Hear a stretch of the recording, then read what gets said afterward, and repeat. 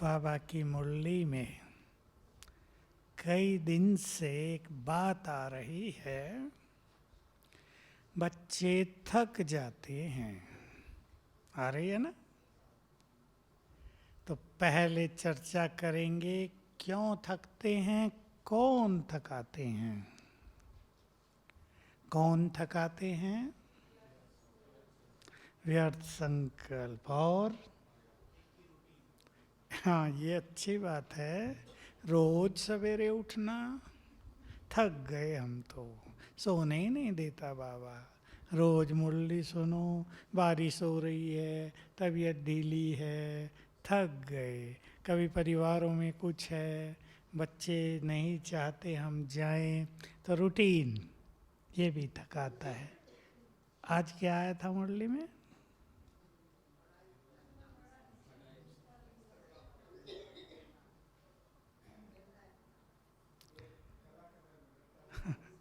आज तो कला की अच्छी बात थी, लेकिन थकाने वाली चीजें, सेवाओं में निंदा स्तुति होती है, मान अपमान होता है, तो थकान होती है। बड़ी नेचुरल सी बात होती है।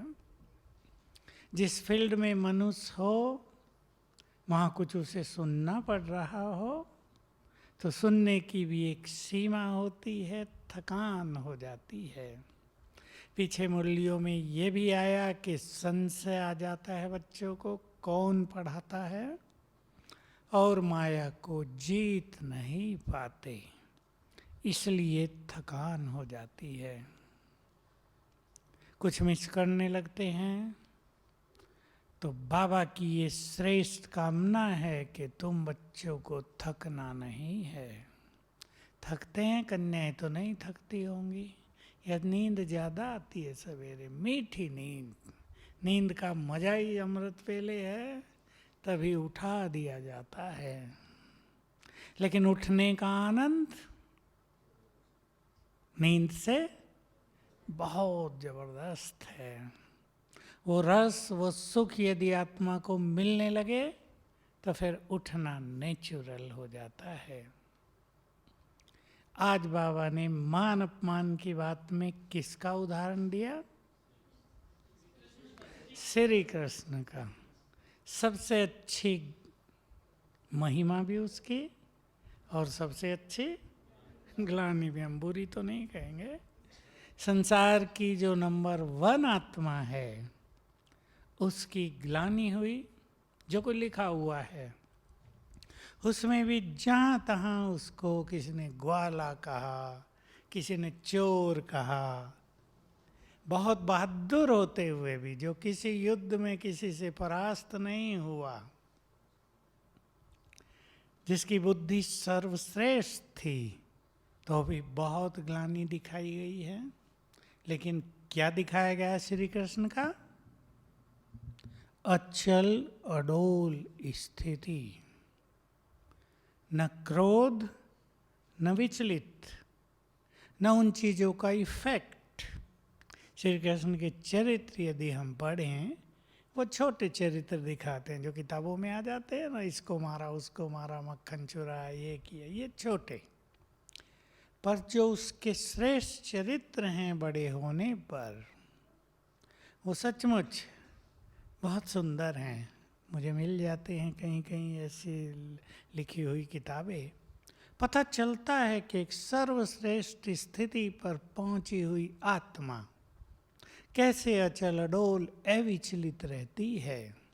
मान मिल रहा है या नहीं मिल रहा है, लोग क्या बोल रहे हैं, इस सब से ऊपर जो श्रेष्ठ कर्तव्य है वो करना है, निर्भयता पूर्वक करना है, नष्टो मोहा होकर करना है, निष्पक्ष होकर करना है, कोई भेदभाव नहीं।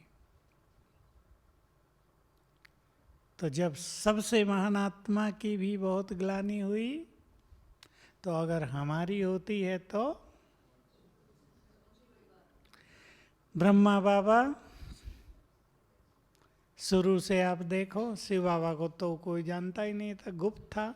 सारी गाली ब्रह्मा बाबा को। ये दादा को पता नहीं क्या हो गया है, इसका दिमाग खराब हो गया है, इसने हलचल मचा दी है सारे सिंध में। कितने कितने षड्यंत्र उनके विरुद्ध हुए, क्या क्या कहा गया उन्हें। जो आत्मा संपूर्ण पवित्र, जो पवित्रता के लिए ही सब कुछ छोड़ चुके, पवित्र बनने के लिए ही आत्माएं जिनके पास आ रही थी, उनकी पवित्रता के लिए भी कलंक लगाए गए। लेकिन बाबा को अपने में विश्वास, जिसने ये कार्य दिया है और जो बैकबोन है उसमें संपूर्ण विश्वास। ये कार्य संपन्न होना ही है, इसमें संपूर्ण विश्वास। इसलिए अचल अडोल स्थिति। सबसे बड़ा पार्ट कौन सा चला बाबा की परीक्षा का? बेगरी पार्ट, जिसको हम सोच भी नहीं सकते, कल्पना भी नहीं कर सकते। किसी बाप के घर में 100 बच्चे बीमार हों और उनके पास पैसा ही ना हो दवाई खिलाने का। सुनी होगी आपने ये कहानी। लूज मोशन हो गया सबको, आबू में आए, ठंड बहुत थी, तभी यहाँ चाय पिलाना शुरू किया था। चाय नहीं पीते थे कोई यज्ञ में, ठंड बहुत थी तो डॉक्टरों ने राय दी यहाँ चाय पीनी ही चाहिए। तो लूज मोशन हो गया सबको। अब पैसे तो इतने थे ही नहीं यज्ञ में। सुना दो जरा सी कहानी, कहाँ गए थे पैसे?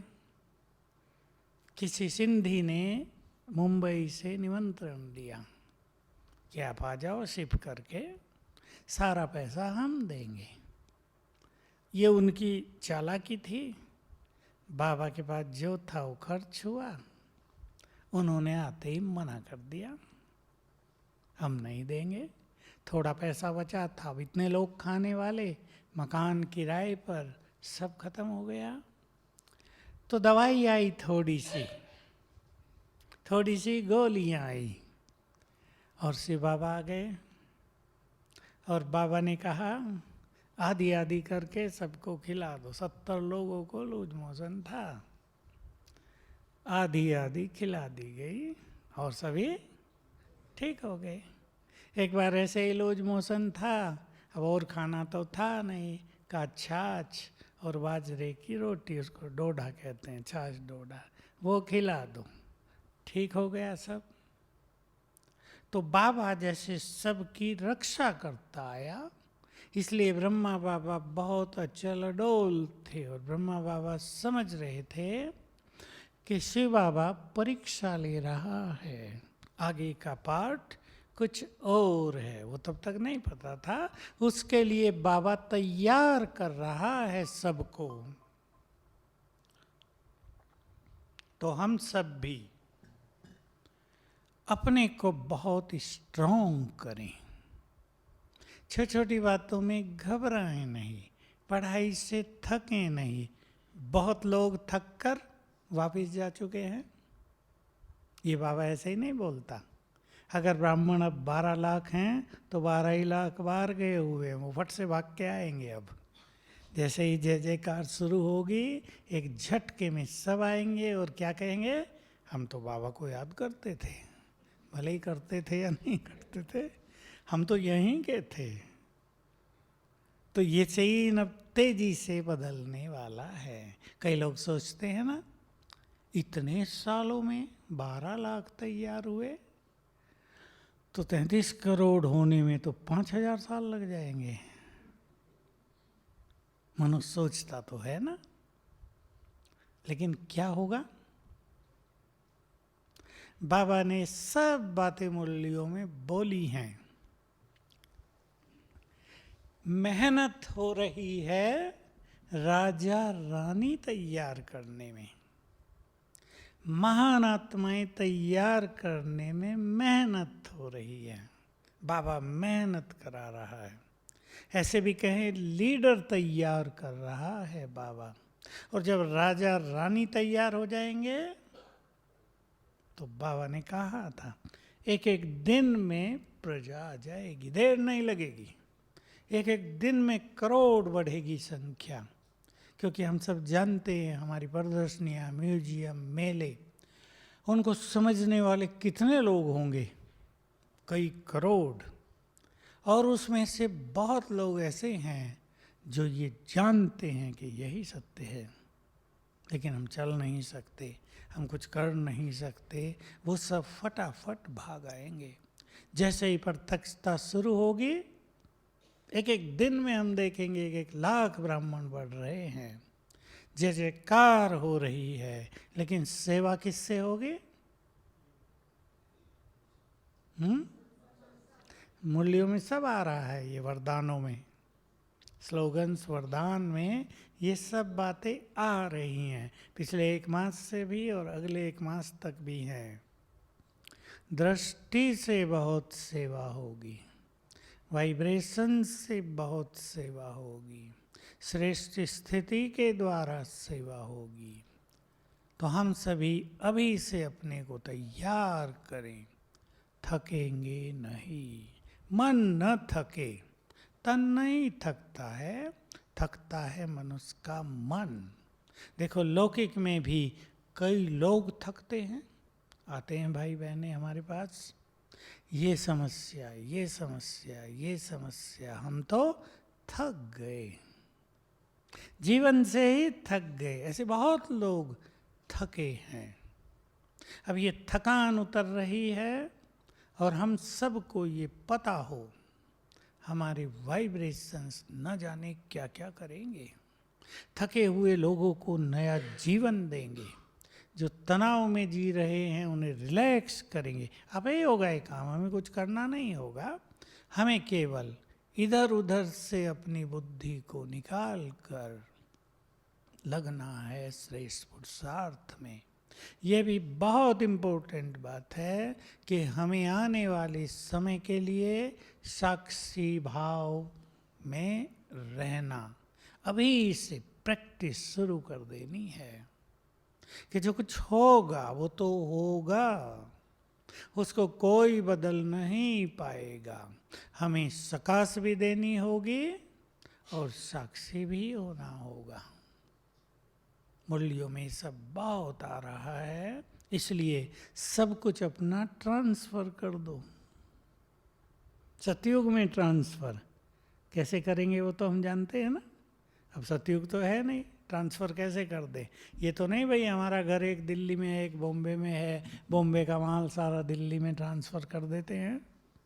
अब यहाँ का माल सतयुग में ट्रांसफ़र करना है तो कैसे?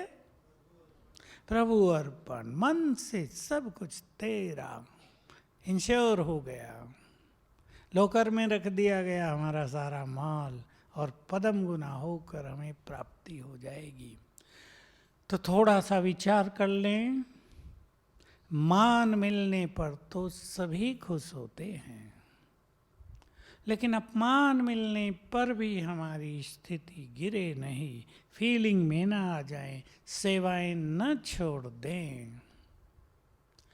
पहली चीज कि हम अपने कार्य मान के लिए न कर रहे हों, बहुत इंपॉर्टेंट चीज है। कई लोग जब बड़ी सेवा करते हैं तो पहला संकल्प ये रहता है कि मेरा नाम हो जाए, सब मुझे जान जाएं। तो क्या मिस हो गया? सब बाबा को जाने, उससे जुड़ें, ये इम्पोर्टेंट चीज मिस हो गई। और ये बहुत बड़ी मिसिंग है। मेरा नाम हो जाए, हो जाएगा। बाबा ने कहा संगम युग को वरदान है प्रत्यक्ष फल देने का। इच्छा है मेरा नाम हो जाए, हो जाएगा, परंतु नहीं, ये गहरी बात, सेवा भी नहीं होगी। लेकिन बाबा की जो श्रेष्ठ दृष्टि हम पर आनी चाहिए, दुआओं भरी दृष्टि, प्यार भरी दृष्टि, वो नहीं आएगी। इसलिए ऐसे लोगों का पुण्य का खाता जमा नहीं होता। तो पहली चीज, सेवा या कर्म हमें इस इच्छा से नहीं करना चाहिए, निष्काम भाव कर रहे हैं, हमें पता है ये पुण्य का कार्य है, इसका फल बहुत सुंदर है, अगर हम नाम में इसको समेट लें तो हमारे पुण्य भी समाप्त होने लगते हैं। तो नाम पर केंद्रित नहीं कर देना है। ऐसे ऐसे लोग हमने देखे, बाबा के बच्चे। नीचे भी मेला लगाया हुआ, मैं ज़रूर कहना चाहूँगा, हेलो हैप्पीनेस, कुछ है ना ऐसा, देखा कईयों ने? बहुत सुंदर मेला है, और जो मेले लगते थे उससे भी बहुत इफेक्टिव। ज्ञान की बहुत वो नहीं, मुख्य ज्ञान की बातें जो हमारी मुख्य है, लेकिन स्लोगन्स बहुत, हैप्पीनेस कहाँ नष्ट हो रही, खुशी कैसे इसको प्राप्त करें। तो जो भाई जिसने बनाया है वो बिल्कुल गुप्त रहता है। और पीछे भी लगाया था जब सम्मान समारोह था ना, तब लगाया था, फिर कहा था कॉन्फ्रेंस के समय लगाओ, तो फिर लगाया है। तो मुझे कहता था मुझे तो जहाँ भी मेला होगा 8 घंटे रोज योग में बैठना है। और बाकी सब जो कुमार साथ में हैं, कुमार रहते हैं कई सारे, और सेंटर से भी जहाँ लगता है बहुत सारे कुमार और भाई बहनें सेवा में लग जाते हैं।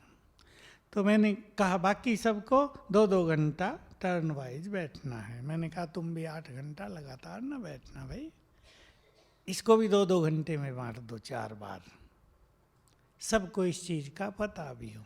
एक माता ऐसे ही किया अभी, उसका केस आया मेरे पास, रोज 6 घंटे योग में बैठती थी, एक ही जगह जमीन पर बिना सपोर्ट लिए हुए पीछे।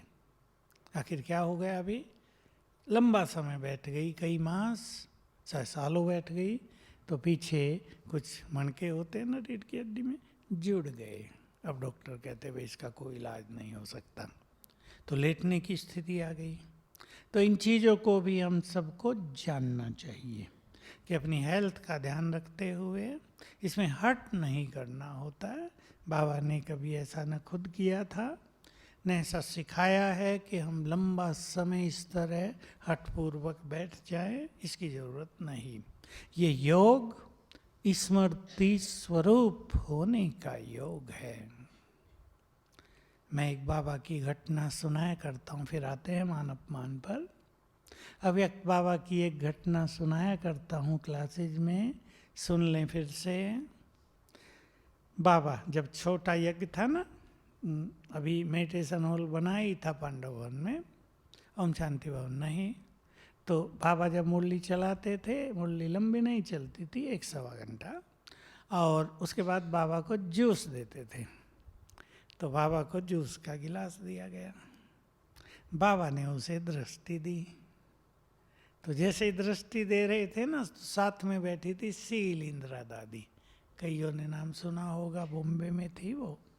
बाबा उसको गवर्नर कहते थे, बड़ी खुश दिल, बहुत ही एक्टिव, बाबा के लौकिक संबंधी भी थे तो बहुत क्लोज थे। तो जैसे बाबा जी उसको दृष्टि दे रहे थे ना, उसने पूछा बाबा आप किसे याद कर रहे हो? हम तो नहीं पूछ सकते ना, डरेंगे, लेकिन वो बहुत समीप थे ना लौकिक में भी। तो बाबा ने, अब शिव बाबा ने उत्तर दिया, क्योंकि जूस तो ब्रह्मा बाबा को पीना था। शिव बाबा ने उत्तर दिया, अब इसको किसी को याद करने की जरूरत नहीं, क्योंकि ये स्मृति स्वरूप हो चुका है। राज भरी बात है। योग हम बहुत कर लें लेकिन स्मृति स्वरूप न हो। जो बाबा ने हमें स्मृतियां दिलाई हैं, तुम कौन हो, महान पूर्वज, विश्व कल्याणकारी, बस मैं ज़्यादा नहीं बताऊंगा, समझ गए ना। उनका स्वरूप हम न बने। योग कर ले लेकिन मन में ईर्षा द्वेष हो, तो हम विश्व कल्याणकारी का स्वरूप नहीं बने। योग बहुत कर ले लेकिन क्रोध न जा रहा हो, तो हम महात्मा का स्वरूप नहीं बने। तो ये लंबा समय एक साथ बैठने की गलती नहीं करनी है। रात को भी बहुत जाग जाग कर चाय पी पी कर भी योग नहीं करना है।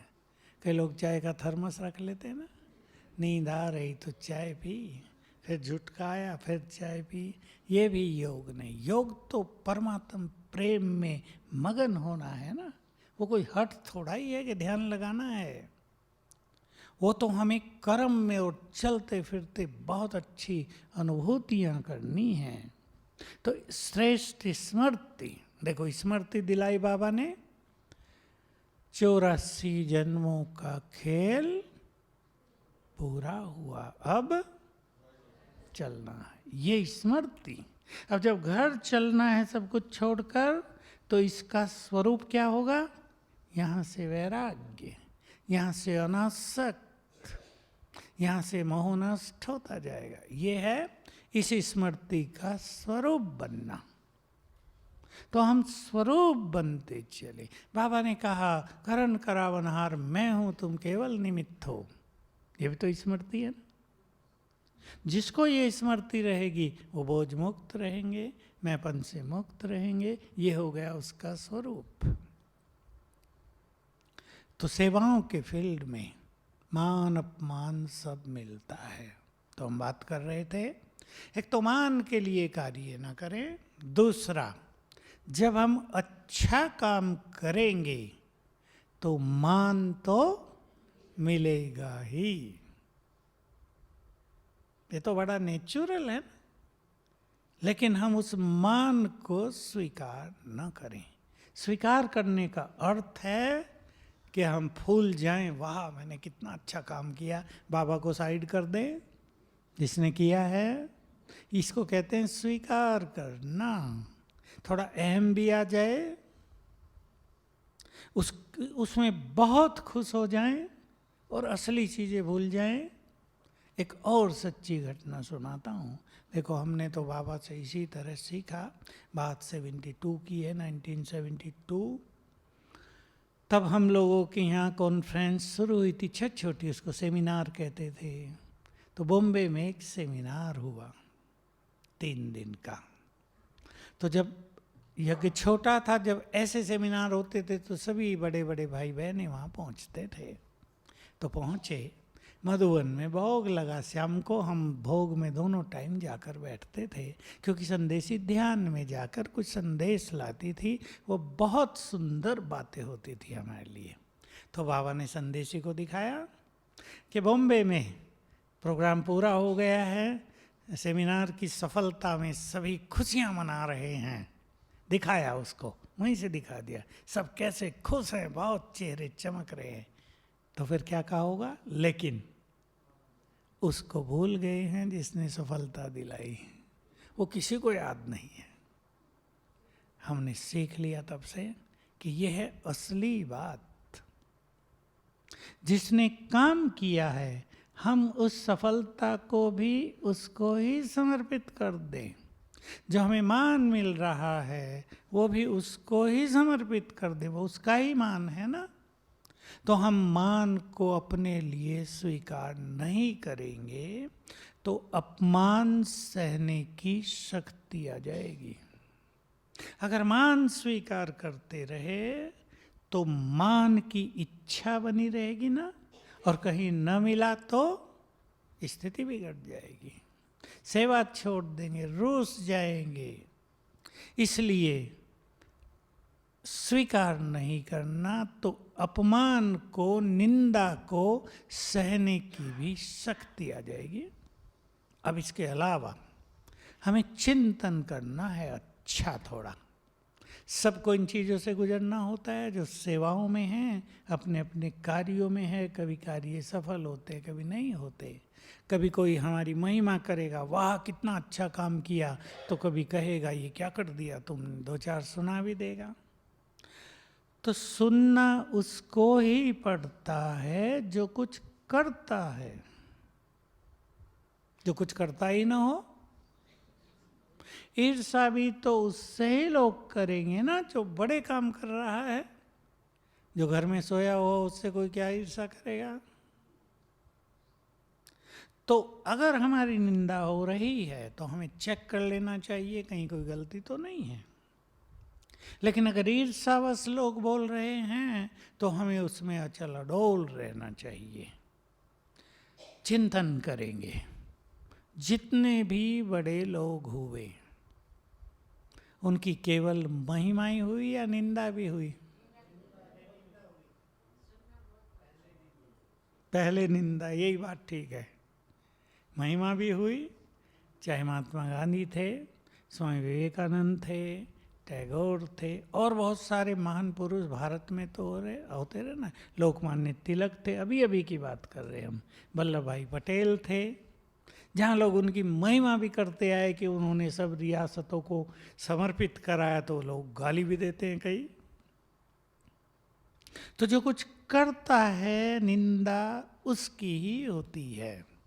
तो योग की शक्ति से हम अपने को पावरफुल भी बनाएं और इसको सहज भाव से लें। अगर निंदा हो रही है तो हम और आगे बढ़ने लगें। ये सबसे सुंदर बात है। मैंने कई जगह एक बात सुनाई है, प्रधानमंत्री जब लंदन में गए थे ना, तो भारतीयों से मिल रहे थे, तो कोई क्वेश्चन पूछ रहे थे। एक ने पूछा, आपके बारे में लोग बहुत बोलते हैं, आप क्या कहना चाहेंगे? तो उन्हें बड़ी अच्छी बात कही, सुनाई ना मैंने कई बार। लोग मुझ पे पत्थर फेंकते हैं और मैं उन पत्थरों की सीढ़ियाँ बनाकर ऊपर चढ़ जाता हूँ। कितना ब्यूटीफुल कमेंट है ना। ये है एक महान दृष्टिकोण। अब पत्थर फेंकने वाले तो फेंकेंगे क्योंकि उनको ड्यूटी मिली हुई है। ड्यूटी है या नहीं?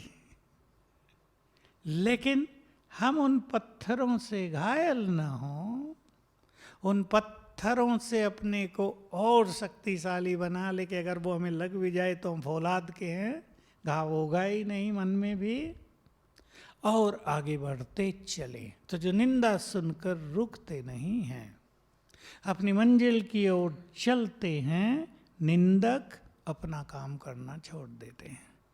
उनका जो ये पुण्य का काम है निंदा करना, वो छोड़ देंगे। भाई ये तो पत्थर के हैं, इन पे तो कोई असर नहीं होता, छोड़ो, किसी और को पकड़ो अब, क्योंकि निंदा तो उन्हें करनी है, एक की नहीं तो दूसरे की।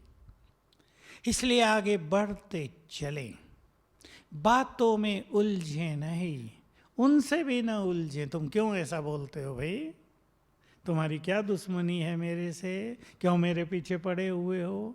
ठीक है, कहीं कहीं ऐसे बोलने से भी काम बन जाता है, लेकिन सब जगह नहीं। हम अपनी मंजिल की ओर तेजी से आगे चलते चलें, बस रुकें नहीं। ये बात हमें बहुत ध्यान देनी है। तो निंदा हमारे लिए उन्नति की सीढ़ी बन जाएगी।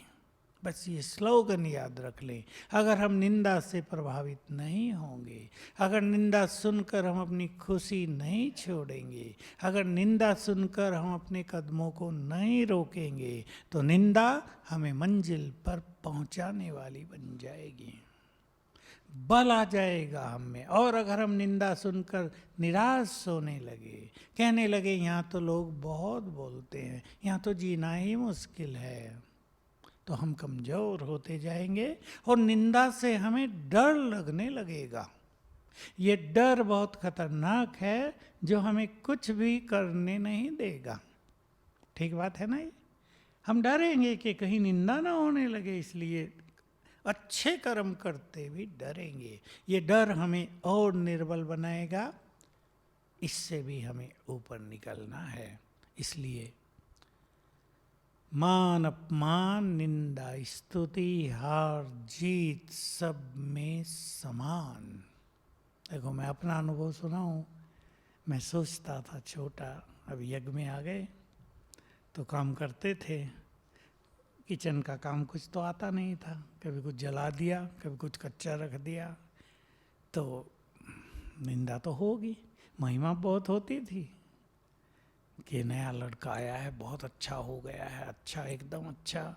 लेकिन कभी चावल कच्चे रख दिए तो कहने वाले कई आ जाते थे, बस योग योग करते हो, चावल तो कच्चे रख दिए, हमारे पेट में दर्द हो जाएगा, तुम्हें अकल नहीं है, खाना बनाना नहीं आता है।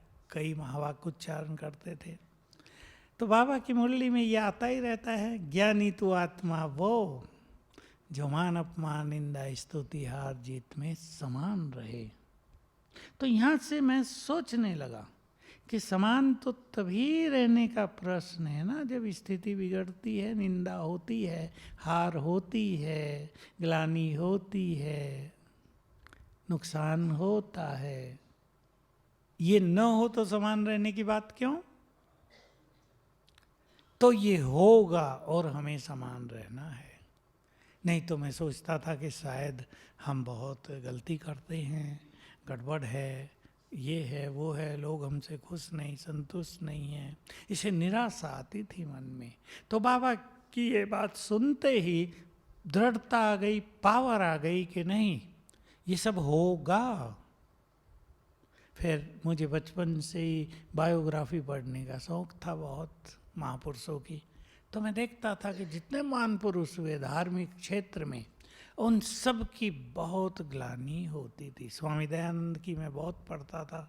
स्वामी दयानंद सरस्वती आर्य समाज के संस्थापक, बड़ी ग्लानि लोगों ने ही मारने के लिए तैयार, उन्हें आखिर मार ही दिया, उसको मार दिया गया था। तो स्वामी विवेकानंद विदेशों में गया तो महिमा बहुत हुई, लेकिन भारत के अखबारों में ग्लानि बहुत होने लगी। अमेरिका के अखबारों में प्रशंसा तो भारत के अखबारों में ग्लानि। वो तो मछली खाता है वहाँ भी, वो तो ऐसा है, न जाने क्या क्या बातें करते रहे। जबकि उसका ब्रह्मचर्य तो बड़ा मजबूत आदर्श था, लेकिन उसके बारे में बोलने लगे। लेकिन लोग रुके नहीं, इसलिए महान बन गए। तो हम सब भी ये सीखते चले, ये सब होता रहेगा।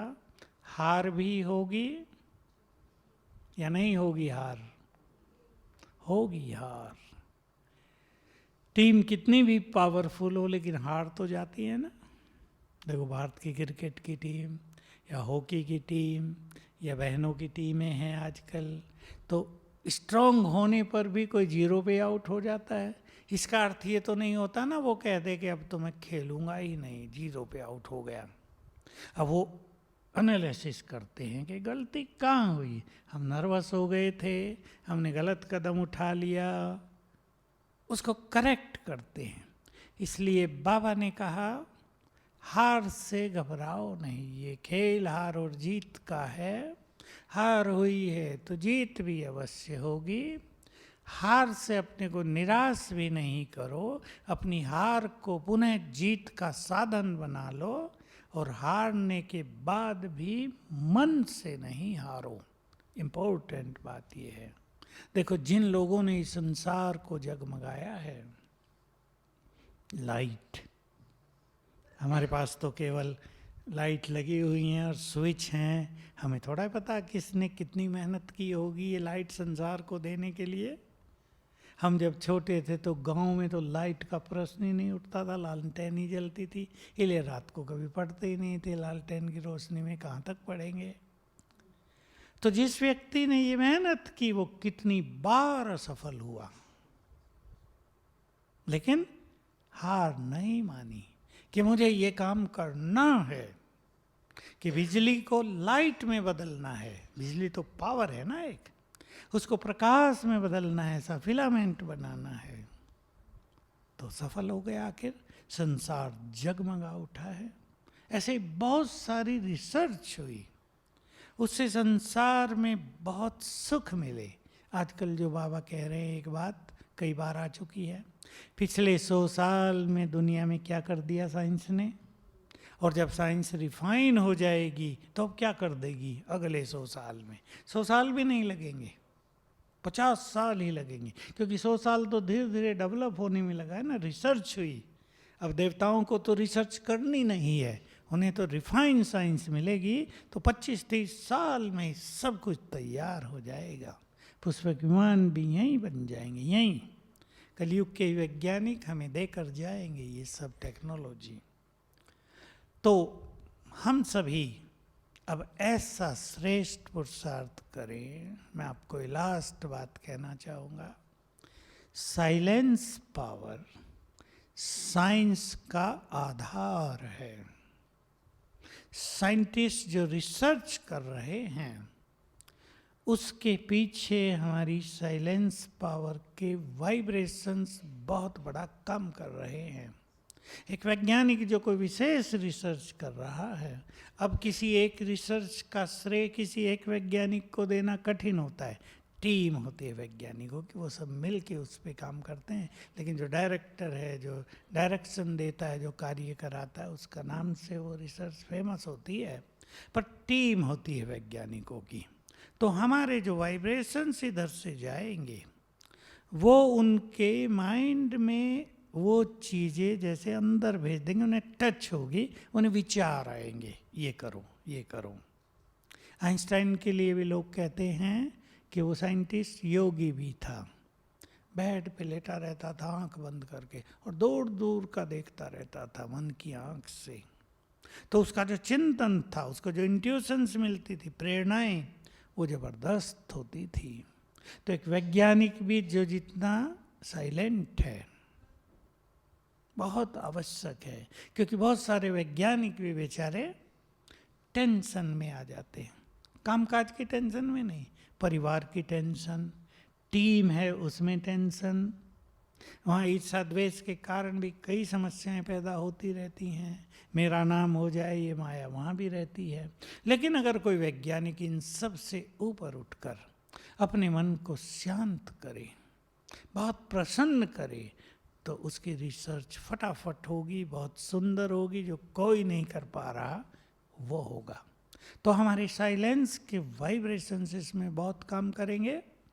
और क्या होगा, अब ये साइंस तेजी से अब परफेक्ट हो जाएगी, रिफाइन, परफेक्ट, और वो चीज़ें यहीं निर्माण कर देगी जो सतयुग त्रेता में हमें काम में आएंगी। देवता नहीं करेंगे रिसर्च, यहीं के वैज्ञानिक, और इसमें काम करेगी हमारी साइलेंस पावर।